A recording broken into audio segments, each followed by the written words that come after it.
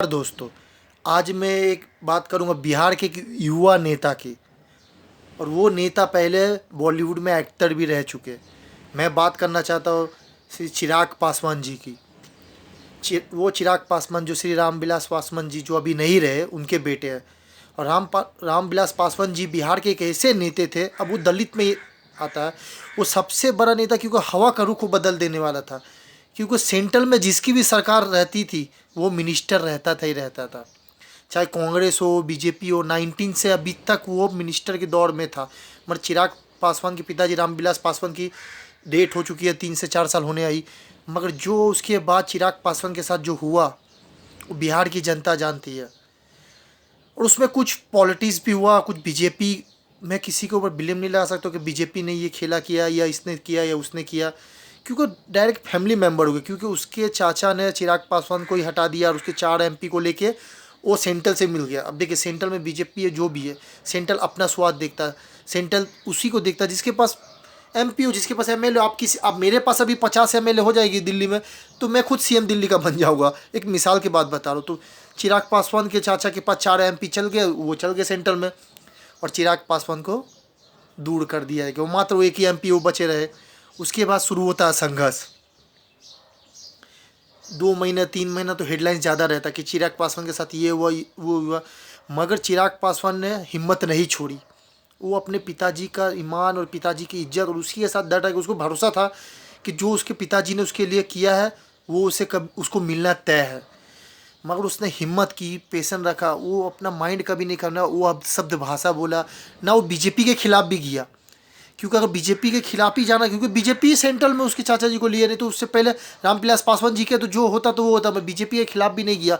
वो प्रधानमंत्री मोदी के खिलाफ कभी अब शब्द नहीं बोला, बल्कि वो तो प्रधानमंत्री को अपना बजरंग बली बोल के गया कि मेरा राम है। वो बजरंग बली अपने आप को बनाया, क्योंकि प्रधानमंत्री का हमेशा फेस किया। पर ये बात चिराग पासवान का फैक्ट है कि देखिए, अगर नीतीश कुमार को सबसे ज़्यादा बिहार में नुकसान किया है, तो श्रीमान चिराग पासवान जी ने किया है। क्योंकि जो उसकी 70-72 MLA नीतीश कुमार का था, वो भी 42-43 में लाने का श्रेय श्रीमान चिराग पासवान जी को ही जाता है। बीजेपी ने कम किया, मगर जितना पासवान जी ने चिराग पासवान जी ने नीतीश कुमार का ऑपोजिट किया। क्योंकि चिराग पासवान के एक थॉट और एक बात सबसे बेस्ट होती है कि बिहारी फर्स्ट। इंडिया टीवी के आपकी अदालत में भी 2 दिन 3 दिन पहले आया, मगर उसका इंटरव्यू देखिए, वो हिंदू मुस्लिम जात पात दलित वलित वो कोई जाति नहीं मानता। उसका पहला कहना है कि बिहारी फर्स्ट। अब उसमें हिंदू आए, मुसलमान आए, यादव आए, ब्राह्मण आए, दलित आए, राजपूत आए, कुर्मी आए, उससे कोई फर्क नहीं, मगर बिहारी फर्स्ट। ये बात सही है, क्योंकि बिहार के लोग जो पढ़े लिखे हैं ना, वही जानते हैं। नहीं तो जो बिन पढ़े लिखे हैं ना, तो आज भी जात वो यादव, मर जाऊंगा मैं यादव को वोट दूंगा, मर जाऊंगा मगर कांग्रेस को वोट दूंगा, मर जाऊंगा मैं बीजेपी को वोट दूंगा, मर जाऊंगा मैं इसको वोट दूंगा, फलाना ढेकना को वोट दूंगा।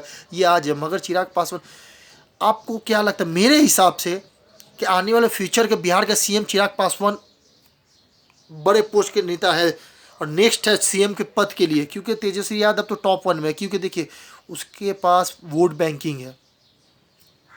मगर चिराग पासवान के पास वोट बैंकिंग नहीं। पासवान उसके पास अभी भी देखिए खेला क्या कि लास्ट में सेंट्रल में अभी 2024 का चुनाव आने वाला है, और बीजेपी ने चिराग पासवान से हाथ मिला लिया और उसे 5 सीट की ऑफर दे चुकी। और उसके चाचा जी जो 4 सीट लेके बीजेपी में गए थे, उसे हटा दिया गया। देखिए, राजनीति ये सबसे बड़ा घटिया चीज़ है। राजनीति में कब क्या हो जाएगा आप कुछ नहीं पता सकता, मगर यही है कि आपको हिम्मत, पेशेंस और आपको खुद के ऊपर भरोसा रखना पड़ेगा। उस खास करके आप अपने आप को कॉन्फिडेंट रखें कि अगर मैं सही रहूँगा तो मेरा वोट बैंक कभी मेरे से नहीं छिनाएगा। तो चिराग पासवान के ऊपर भरोसा था। चिराग पासवान अपने आप पे भरोसा रखा, अपने पिताजी पे भरोसा था कि उसके वोट बैंक की कहीं नहीं जाएंगे। और आज वही साबित, क्योंकि बीजेपी, देखिए बीजेपी एक ऐसी स्टेट सेंट्रल सरकार है कि एक गली मोहल्ले में क्या हो रहा है, एक गली मोहल्ले के काउंसिलर में भी किसको कितना प्रतिशत वोट मिल रहा है ना, बीजेपी वहाँ तक ध्यान रखती है। तो बीजेपी को पता था अगर उसके चाचा जी से हाथ मिला था और चिराग पासवान को नई सीट मिलती, तो बीजेपी को सबसे बड़ा नुकसान होता।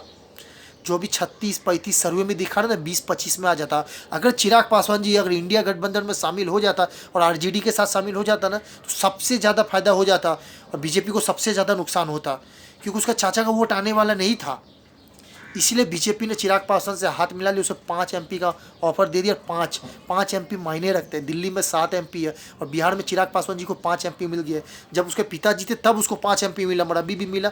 तो सोचिए खेला कितना बड़ा हो रहा है। मगर क्यों इसलिए कि उसे भरोसा है चिराग पासवान पे, और मेरा जैसा नेता, मेरा जैसा बंदा उसे देखता, उसका इंटरव्यू देखता, तो उसमें क्वालिटी है।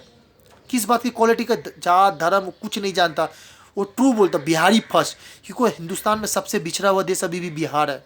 अभी भी बिहार के देखिए ना, 90% में 50% लोग बाहर गए हैं, कोई चपरासी नौकरी कुछ भी कर रहे हैं, मगर बिहार में डेवलपमेंट हो रहा नहीं हो रहा। और नीतीश कुमार की तो मैं बात नहीं बोलना चाहता, क्योंकि मैंने 2-3 वीडियो में पहले ही बोल दिया कि नीतीश कुमार के कारण बिहार में क्या हुआ नहीं हुआ। मगर आने वाला फ्यूचर में देखिए तो सेंट्रल का देखिए 5 सीट में से चिराग पासवान 5 जीत जाएगी, ये मान के चलिए, और उसे पीओमओ का ऑफर भी आ जाएगा, मिनिस्टर भी छोटा मोटा पोस्ट मिल जाएगा सेंट्रल से। मगर मुझे देखना चिराग पासवान ने जो बोला, चिराग पासवान आगे जाकर बिहार के लिए क्या करे, क्योंकि 2 साल बाद चुनाव आने वाला विधानसभा, तो उसे आगे वाला उसका एजेंडा क्या रहना चाहिए। क्योंकि उसे आने वाला सीएम पद के लिए देखिए तेजस्वी यादव और चिराग पासवान, बिहार में 2 ही सबसे बड़े बंदे हैं ऑपोजिशन में लीडर, क्योंकि बीजेपी कभी से आ नहीं सकती है।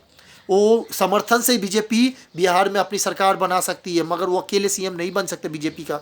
तो आरजेडी की तो प्लस होते होते इस बार बच गए, मगर चिराग पासवान को बीजेपी अगर पुश करेगी तो आने वाले फ्यूचर में चिराग पासवान जी सीएम बन सकते। क्योंकि मेरा कहने का मतलब देखिए, यहाँ अभी भी बिहार में 90% जाति है, मैं बोलता हूँ मगर ये हो नहीं सकता। यादव, ब्राह्मण, राजपूत, पासवान, कुर्मी, अलग अलग वोट है, किहार अलग अलग वोट है, मगर एक पढ़ा लिखा स्टेट का सीएम होना बहुत ज़रूरी है, खास करके बिहार में। क्योंकि बिहार में जो हाल हुआ आने वाला 100 साल में, उससे बुरा हाल कुछ नहीं है। अभी भी बिहार की कंडीशन इतनी ख़राब है ना कि आप बोला नहीं जा सकता।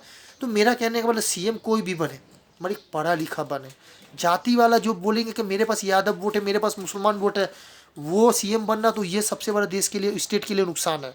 देश का तो नहीं बोले, वो बोले मेरे पास पासवान वोट है, मेरे पास कुर्मी वोट है, वो देश के लिए सबसे बड़ा नुकसान है और स्टेट के लिए नुकसान है, और क्या बिहार के लोग के लिए नुकसान है। तो मेरा तो यही कहना है, अगर चिराग पासवान फ्यूचर में अच्छा पॉलिटिक्स और अच्छी बात करे, बिहार में डेवलपमेंट को बात करे, और बिहार के बारे में फर्स्ट बात करें ना, अगर उसे 5 एमपी मिलती है और वो सेंट्रल से दरखास्त करे कि बिहार में फैक्ट्री खोले, बेरोजगारी को रोजगार दिलाए, इसमें अगर चिराग पासवान जी कामयाब होते तो आने वाले 2030, 35, 36, अभी उसकी बहुत उम्र बाकी है, वो आने वाले बिहार का सीएम बन सकता है। मेरी चिराग पासवान से दरखास्त है कि आप बिहार के बारे में सोचिए। अगर आप सेंट्रल में मिल जाए तो सेंट्रल से जितना हो सके इंडस्ट्री लाइए, जॉब लाइए, नौकरी लाइए, बेरोजगारी हटाने के लिए बिहार में लाइए, और कहीं मत लाइए। आपको दिल्ली बैठना नहीं, आपको बिहार में काम करना। तो मेरे लिए चिराग पासवान के लिए यही वीडियो था। देखिए, कभी भी ज़िंदगी में अगर चिराग पासवान से मिलने का मेरा ख्वाब या ख्वाहिश रहा तो ज़रूर मैं चिराग पासवान से मिलूंगा, क्योंकि मेरी इच्छा, एक नागरिक की इच्छा है कि मैं चिराग पासवान जी से मिलना चाहता हूँ। चलिए, यही वीडियो, चिराग पासवान हो सकता है फ्यूचर का सीएम।